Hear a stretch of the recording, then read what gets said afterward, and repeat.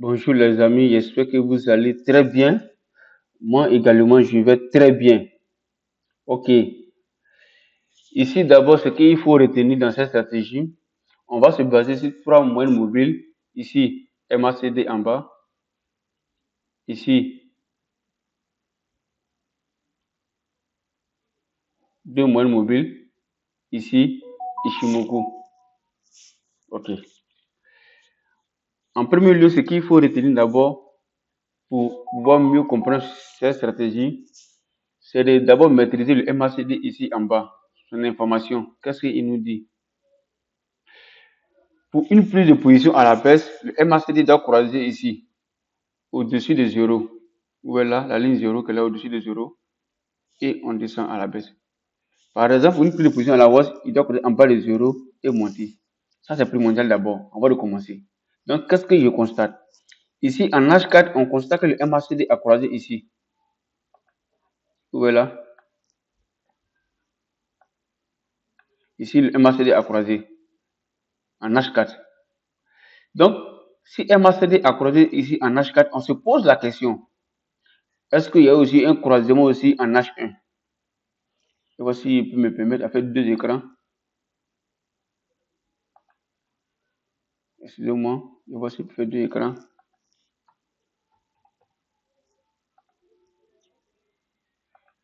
Si c'est possible, il faut faire deux écrans.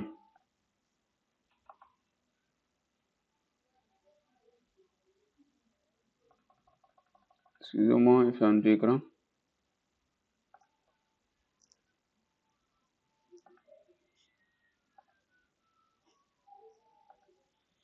Voilà. Là, nous avons deux écrans. Là, nous avons deux écrans. C'est la même, hein, c'est la même. Ok, mais là, je serai ici en H1.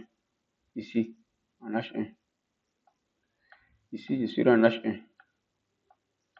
Voilà, je serai en H1. À ce moment-là, ça, je vais enlever lui là maintenant. Celui-là, c'était pour H4.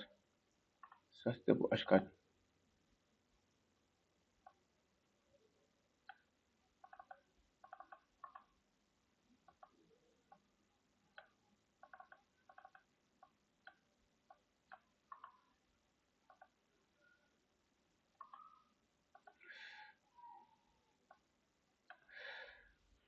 Ok. Comme je disais tantôt, qu'est-ce que vous remarquez ici?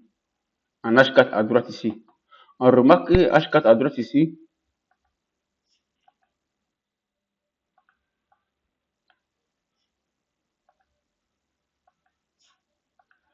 ici, il y a un croisement, ici, en H4.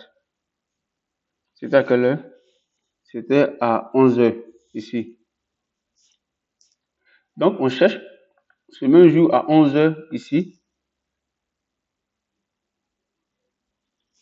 C'était à 11h quand, exactement?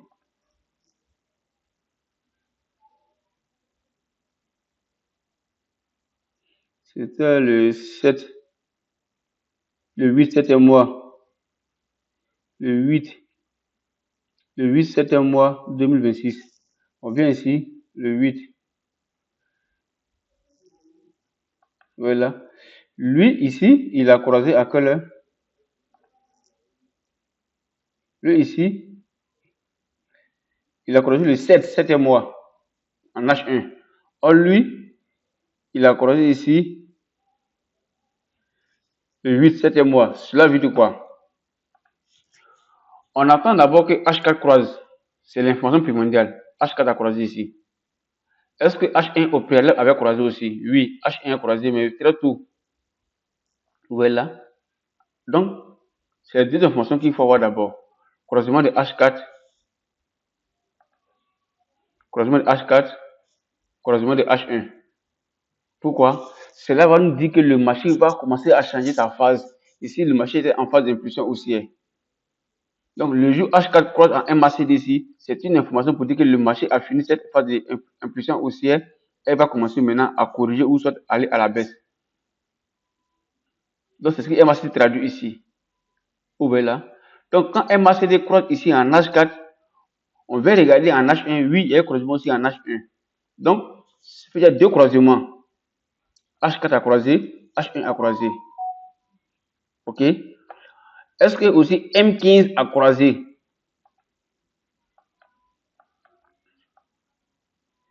Oui, M15 à croiser aussi. Vous voyez là? M15 à croiser. Maintenant, comment savoir si M15 à croiser? Obligatoirement, M15, son MACD doit être en dessous des 0 ici. Vous voyez là? M15, MACD en dessous des 0. Ça, il n'oublie pas ça, c'est très important. Pourquoi?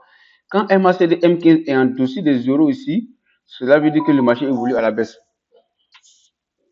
Mais à ce moment-là, ici, en H4, le marché quitte le haut de 0 vers la baisse. C'est ce que H4 nous dit ici. OK? Et là aussi, H1. H1 ici, où il a croisé, il quitte en haut de 0 pour descendre. Donc, les deux grands frères ont les mêmes comportements. C'est-à-dire, si tu veux aligner le MACD de H4, il a croisé en haut de 0 pour venir en bas. En haut de 0 pour venir en bas, mais obligatoirement, M15 est déjà engagé à la baisse. C'est pour ça que là, M15 est déjà engagé à la baisse.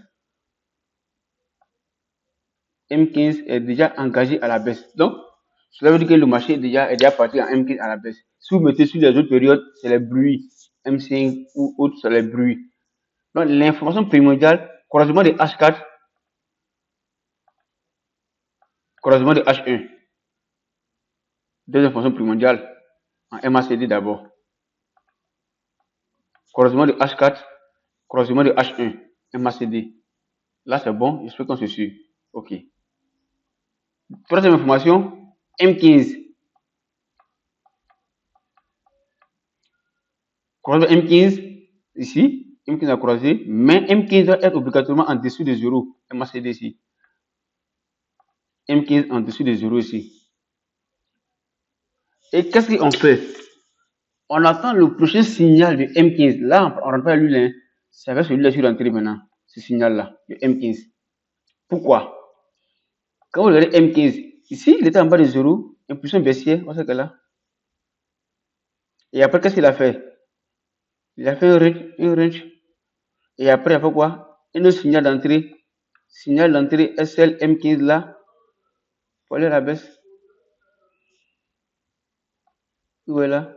Signal d'entrée M15. Pour aller à la baisse. Donc, c'est avec ce signal là qu'on rentre. Mais comment on rentre? Comment on rentre? Avant d'entrer d'abord, qu'est-ce que j'ai fait? J'ai attendu que le marché est descendu ici, je n'étais pas là. Là, il a fait cette phase-là. Regardez ici.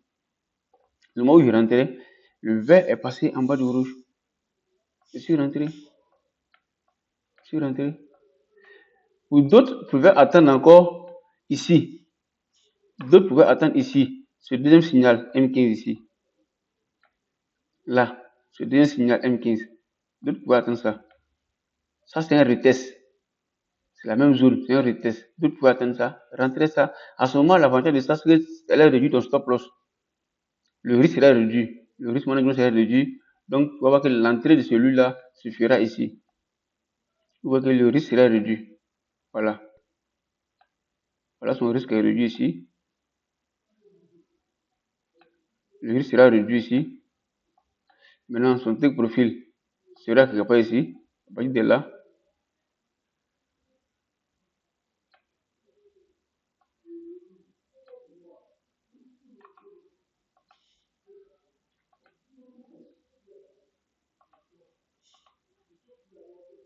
Voilà. Donc, d'autres pouvaient attendre ce signal qu'elle a. À partir d'ici. Là, le signal qu'elle a.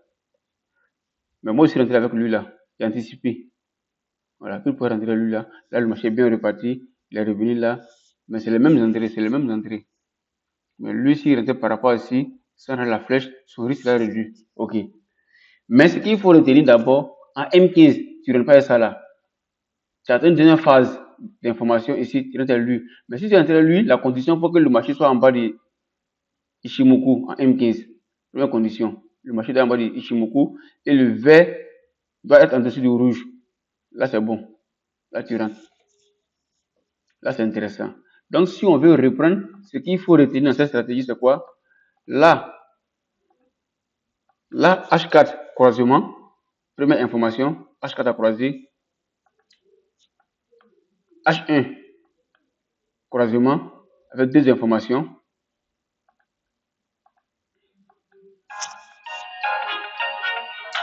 M15,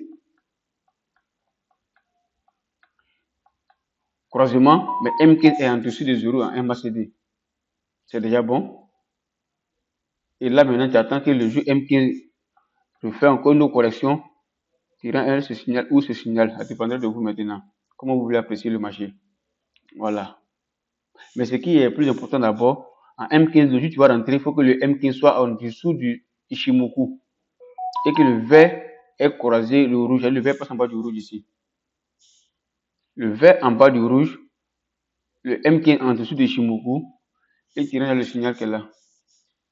Ok. Merci et bonne journée.